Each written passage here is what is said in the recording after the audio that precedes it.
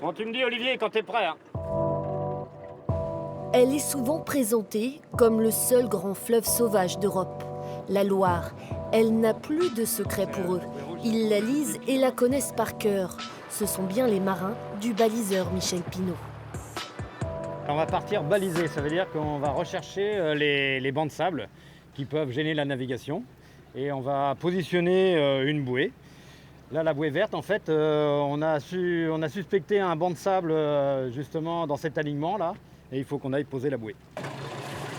1,80 m.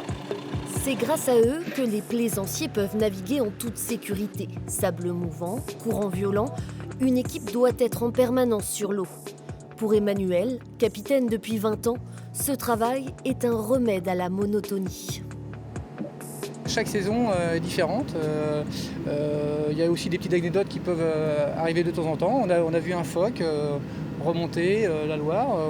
On voit des choses différentes, des oiseaux, des personnes différentes. Effectivement, on côtoie beaucoup de gens et il n'y a pas de monotonie chez nous. Voilà.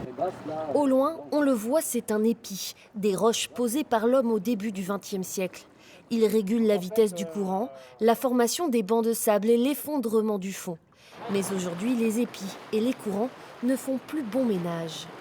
La conjonction des deux, en fait, on fait que finalement, le fond de la Loire s'est érodé. La Loire a érodé le fond de son lit et s'est enfoncé jusqu'à 4 mètres, par exemple, à Nantes. La Loire coule 4 mètres plus bas aujourd'hui qu'au début du XXe siècle.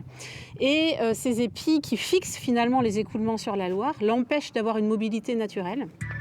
Dès le mois de septembre, donc, un grand programme de 3 ans devrait voir le jour. Plus d'100 d'épis comme celui-ci vont être retirés.